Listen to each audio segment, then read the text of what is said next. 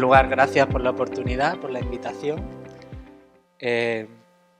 Como se ha expuesto también todo, quizás algunas de las cosas que explicaré pues ya las habréis oído y en todo caso, bueno, aportar otro enfoque que quizás es el de la administración, pero esencialmente la presentación del compañero que me ha precedido ha sido muy extensa y más que correcta en todo lo que ha dicho, no tengo nada que objetar.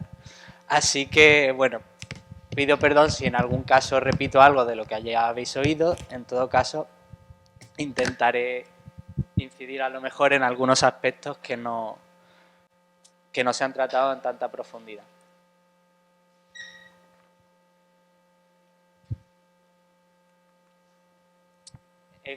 Cuando me propusieron un poco el objetivo de esta sesión, pues pensé en qué tipo de autorizaciones estarían más ligadas a una situación de un estudiante extranjero que tiene una estancia por estudios y que quiere permanecer en España con una relación laboral con una empresa, no en cuenta propia.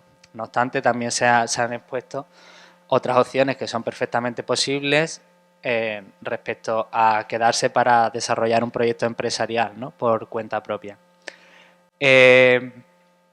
Aquí expongo las 5 vías que entendía más nucleares. También hay otras que no irían ligadas en sí a que se haya encontrado un empleo y a través de ese empleo se tiene la autorización, pero que también permitirían trabajar en España si ese es el objetivo. Por ejemplo, uno muy común, si tenéis una pareja o contraéis matrimonio con un ciudadano español, otro ciudadano europeo, pues esta es otra vía que permitiría que permanecierais en España con autorización para trabajar. Pero aquí sí que reflejo aquellas que están ligadas a una relación, digamos, laboral y a través de ella se obtendría la autorización. Voy a precisar algo porque muchas veces en la terminología, digamos, coloquial o más común no se suele diferenciar, que sería la cuestión de diferenciar entre visado y autorización. Lo digo por si lo oís, que sepáis a qué se refiere cada término, ¿no?, porque muchas veces no se diferencia. Visado, por entendernos, sería el documento que permite la entrada en España. Cruzar la frontera y entrar en España. En el caso de los ciudadanos de Corea, pueden entrar en España hasta 90 días sin necesidad de visado, pero para otro tipo de actividades con un periodo más prolongado, pues sí sería necesario tener un visado, ¿no? Pero con carácter general, el término autorización se refiere a determinados títulos, vamos a decir, que permiten que esta permanencia en España sea más prolongada en el tiempo. No necesariamente mediando un cruce de fronteras, ¿no?, porque si habéis estudiado aquí y tenéis una estancia por estudios, vais a permanecer en España con una autorización de este tipo sin necesidad probablemente de ir a Corea, obtener un visado y volver. Espero que esto se haya entendido porque bueno, es útil conocer la terminología, aunque muy comúnmente se hable visados, así en general. Vale, empezamos, bueno, algo que ya se ha expuesto, que es la autorización de trabajadores altamente cualificados. El orden que sigo es quizá el orden, bueno, un orden basado primero en ante qué autoridad se va a tramitar y también, en cierto modo, la deseabilidad, ¿no?, que es más beneficioso de alguna manera, como se ha expuesto, las autorizaciones de la Ley 14/2013 o Ley de Emprendedores suponen una ventaja clara en cuanto al procedimiento, sobre todo, los plazos, silencios positivos, que harían más atractivo este tipo de autorizaciones. Normalmente hay otros tipos de autorizaciones del llamado régimen general que también serían aplicables, pero lo que probablemente cualquier abogado recomiende sería primero explorar las vías de las autorizaciones de la Ley de Emprendedores, que, como se ha dicho, se solicitan electrónicamente y se tramitan por la unidad de grandes empresas. Este es el caso de la autorización de trabajadores altamente cualificados, que está actualmente desdoblada en dos tipos de autorización. Son esencialmente, sería el concepto similar, ¿no? Y como se ha expuesto tampoco me detendré demasiado. Pero bueno, la tarjeta azul UE supone la transposición de una directiva europea y bueno, con la idea de que permita una mayor movilidad posterior hacia otros países de la Unión, ¿no? Y viceversa. En cuanto a los requisitos, por un lado, aquellas actividades para las que sea necesario un título de educación superior o, como se ha expuesto, demostrar una experiencia previa, ¿no? Las diferencias son mínimas, digamos, entre este tipo de autorización y la llamada autorización nacional, pero bueno, sería interesante explorar cuál os interesa más y los requisitos. Aquí no quiero detenerme mucho porque sería entrar en un nivel de profundidad que tampoco sería útil probablemente, ¿no? Es muy similar, pero hay ligeras diferencias en cuanto a los requisitos. Como ya se ha expuesto con mayor extensión, tampoco me voy a detener demasiado. En cuanto al procedimiento, aquí está la parte más interesante, ¿no? Que se puede presentar por el empleador-trabajador en España en situación regular o también si estás en el extranjero sí que se requerirá un visado, ¿no? Para poder entrar. ¿Y ante quién? Electrónicamente ante la unidad de grandes empresas, una duración de 3 años o del contrato, normalmente será la de 3 años. Y si tenéis dudas, pues como la unidad que lo tramita es la unidad de grandes empresas, pues ese es el correo al que podríais presentar bueno, las consultas que entendáis necesarias, ¿no? Por lo demás, he querido añadir algo que, bueno, tampoco lo he desarrollado porque es complejo y probablemente no sea una opción muy mayoritaria, pero si habéis venido a España a estudiar, es posible que queráis seguir una línea profesional académica, ¿no? En la investigación científica o este tipo de actividades. Bueno, aquí simplemente recojo la regulación por si queréis prestarle atención. Es muy probable que si, por ejemplo, vais a trabajar en un centro de investigación, pues quienes trabajen ahí conozcan en profundidad este tipo de autorización. Sí que es importante señalar que por lo que respecta a España, hasta el nivel de doctorado se sigue considerando que lo que corresponde es una estancia por estudios, ¿no? O sea, la estancia por estudios iría progresando, en teoría, bueno, el estudio de grado ahora, máster, posiblemente también doctorado, si así lo deseáis. Y la línea de investigación, en principio, empezaría a partir del doctorado. Pues por si a alguien le resulta de interés, al menos mencionarlo, ¿no? ¿Qué tenemos a continuación? Pues la modificación a la residencia y trabajo de cuenta ajena. Esta estaría dentro del régimen general. ¿Qué supone? Como se ha expuesto, pues con la última modificación ya no es necesario que hayas estado en situación de estancia 3 años con anterioridad a la presentación de la solicitud.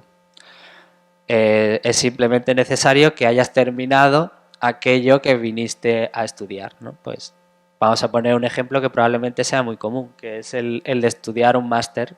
Pues el máster puede haber durado 1 año y cuando has acabado el máster y está terminando o justo ha terminado la vigencia de la autorización, pues se puede presentar.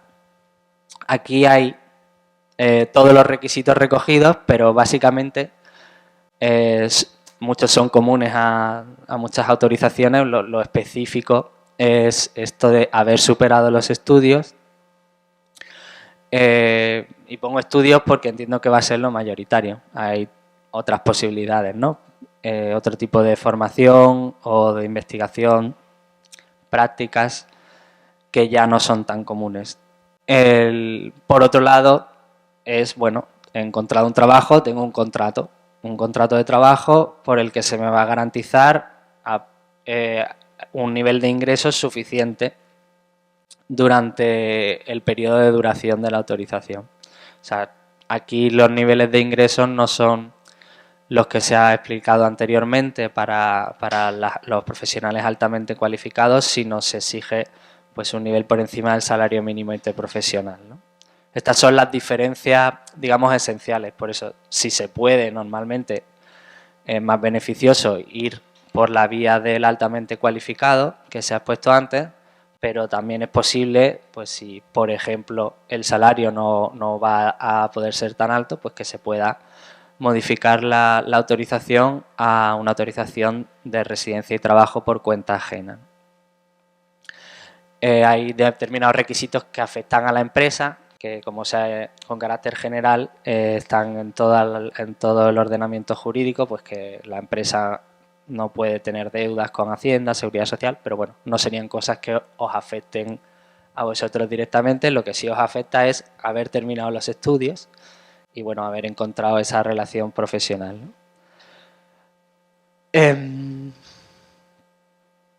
Aquí cuestiones de procedimiento no suelen ser, digamos, tan interesantes, pero sí son muy importantes porque, bueno, cómo se hace, ¿no? Aquí la legitimación, o sea, quien presenta la solicitud es el empleador. ¿Ante quién? Ante el Departamento de Empresa y Trabajo de la Generalitat, si se hace en Cataluña. Si se hace fuera de Cataluña, sería ante las oficinas de extranjería de la provincia que corresponda. Bueno, he señalado ahí el modelo. El plazo de 60 días antes, 90 días después de la caducidad de la estancia. Y si queréis más información, pues tenéis ahí el enlace, que si no, luego diré que os los pasen. Si no os pasan la presentación entera, pues al menos los enlaces, donde podéis encontrar pues más información de la Generalitat acerca del trámite y también el enlace al buzón de consultas, ¿no? Este es un tipo de autorización que en Cataluña tiene una gestión compartida. Se presenta ante la Generalitat y por su parte se evalúan aquellos requisitos relacionados con la relación laboral. El resto de requisitos corresponde valorarlos a la oficina de extranjería. En cuanto a una cuarta opción que quería recoger, bueno, a lo mejor, bueno, antes de esto, igual que hay una autorización para residencia y trabajo cuenta ajena, hay otra para residencia y trabajo cuenta propia, o sea, para emprender un negocio. Esto, bueno, se ha expuesto antes un poco más. Yo, como decía, me he centrado más en relaciones laborales con un contrato laboral con una empresa, ¿no? Pero aquí, bueno, antes de pasar a la siguiente diapositiva, pues quería al menos mencionar que si tenéis un proyecto empresarial, como se ha expuesto, también podéis intentar explorar la vía de la ley de emprendedores. Si no, también es posible. Hay una autorización similar a la cuenta ajena, pero para cuenta propia. También en su caso lo tendríais que presentar ante la Generalitat y serían la Generalitat la que valoraría, bueno, el proyecto empresarial, entre otras cuestiones.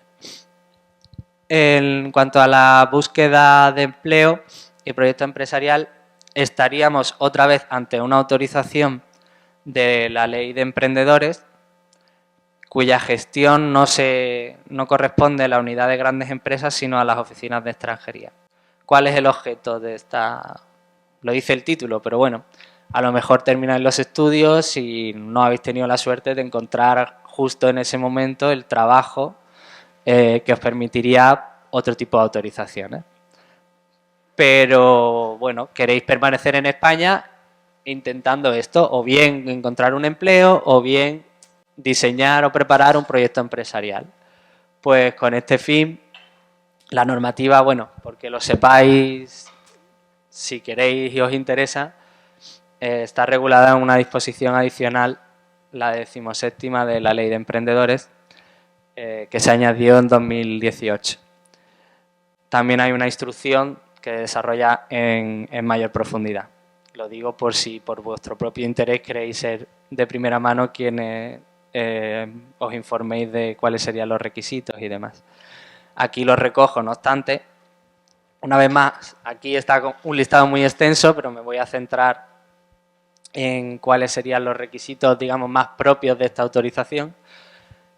Por un lado sería ser titular de una autorización de estancia por estudios o de prórroga de la misma, haber finalizado los estudios y haber alcanzado el nivel 6 del Acuerdo Marco Europeo de Cualificaciones correspondiente a la acreditación de grado universitario. Esto es importante porque no cualquier formación vale, o sea, valen aquellas pues que como mínimo te van a dar un título oficial de graduado, también vale un título de máster, pero tiene que ser oficial porque solo así se va a considerar acreditado el nivel 6 del Marco Europeo de Cualificaciones. Lo digo porque es probable que hayáis desarrollado otro tipo de actividades de formación y que con toda la buena voluntad, vamos a pensar, del centro, pues penséis que estáis en disposición de solicitarlo, pero es posible, informaos bien, de el grado de oficialidad del título. Para comprobarlo, si sale en el registro de universidades, centros y títulos, el RUCT, eso os daría la garantía de que el título que habéis obtenido, que estáis estudiando, sería suficiente para acreditarla, ¿no? Bueno, hay que acreditar tener un seguro médico y luego hay que acreditar medios, pero en este caso, y de forma, bueno, se entiende más ventajosa, es suficiente con una declaración responsable de disponer de ellos. O sea, no es necesario que presentéis cuentas bancarias, simplemente una declaración de que efectivamente disponéis de unos medios que, bueno, son el 100% del IPREM, traducido son unos 7.000 euros con carácter anual. Con esto, pues bueno, se puede solicitar por el propio ciudadano extranjero o un representante electrónicamente, y ahí pongo incluso el modelo que habría que usar en la aplicación que se llama Mercurio para presentar la solicitud. Y el plazo son como 60-90, 60 días antes, 90 días posteriores. Tened en cuenta que las presentaciones durante los 90 días posteriores suponen también una infracción. No obstante, la autorización se seguiría tramitando. Y la vigencia que tras la última reforma se le ha dado, pues ya sería de 2 años. Antes era de 1 improrrogable. Como decía, bueno, puede ser una vía interesante pues para permanecer en España buscando este empleo que luego os permita pues otro tipo de autorizaciones, que puede ser la de altamente cualificado o puede ser otro tipo de autorización como la que he puesto anteriormente del régimen general. Ahí ya va a depender sobre todo del tipo de empleo que hayáis encontrado y demás. Residencia para prácticas. Esta también está regulada en la Ley de Emprendedores y sería otra vía, digamos, intermedia, que no sería hacia una autorización de residencia y trabajo con una relación laboral. Bueno, es una relación laboral, digamos, especial. Pues para prácticas ha habido ciertas modificaciones en la normativa de empleo, el Estatuto de los Trabajadores, a las que hay que estar atentas porque esta autorización está muy vinculada a eso, ¿no? Pero bueno, si lo que queréis o podéis desarrollar en el momento en el que termináis los estudios son unas prácticas profesionales, como se ha expuesto, por vía de convenio o de contrato, y cuando digo contrato ahí ya es normativa laboral, bueno, pues es una buena opción de ir adquiriendo experiencia profesional a través de una autorización específicamente diseñada para esto, ¿no? La normativa, bueno, la recojo. Si antes era la disposición adicional 17ª, ahora tenemos la 18ª, y también tiene una instrucción bueno, que desarrolla en extensión, pues sobre todo el tema del procedimiento, ¿no? En cuanto a los requisitos, voy a lo esencial y nuclear. Lo que es específico de este tipo de autorización es haber obtenido un título de educación superior. Bueno, recojo educación superior que incluye no solo los estudios universitarios en España, también, por ejemplo, la formación profesional de grado superior se incluirían como estudios superiores, ¿no? O que tiene que haber sido obtenido en los 2 años anteriores a la fecha de solicitud o estar en disposición, pues, de obtenerlo, ¿no? El título. En cuanto a las prácticas, aquí tiene que existir una relación. Creo que ya se ha dicho antes, pero si vamos a traerlo a un ejemplo, digamos, del mundo real. Si yo he estudiado, no lo sé, una ingeniería química, pues que ahora llegues y presentes una solicitud para hacer prácticas de conserje en un hotel o en la recepción de un hotel, pues no te va a servir. Digamos que tiene que haber una relación entre lo que has estudiado y las prácticas que vas a desarrollar. He intentado poner un ejemplo extremo para que se entienda más claramente, ¿no? También por o sea, por campo académico y por nivel de cualificación, ¿no? De alguna manera, si se han estudiado, si se han desarrollado estudios superiores, pues que no solo sea el campo, sino que el nivel profesional que se va a desarrollar también se acorde al nivel de estudios, ¿no? Por lo demás, hay que señalar, pues, la doble vía, que sería la del contrato o la del convenio. En el caso del contrato no habría que acreditar, por ejemplo, el seguro médico, porque se entiende que fruto de esa relación laboral estará cubierta vuestra, bueno, las prestaciones sanitarias a través de la Seguridad Social, pero sí si vais por la vía de convenio. Tiene que garantizarse, probablemente porque el mismo convenio o el contrato así lo harán, pues un determinado nivel de ingresos que vuelve a ser el típico del 100% del IPREM, volvemos a los 7.000 euros. En cuanto al procedimiento, bueno, aquí me he equivocado, porque lo que veo, porque la residencia para práctica, el sujeto legitimado no es el extranjero, sino la empresa.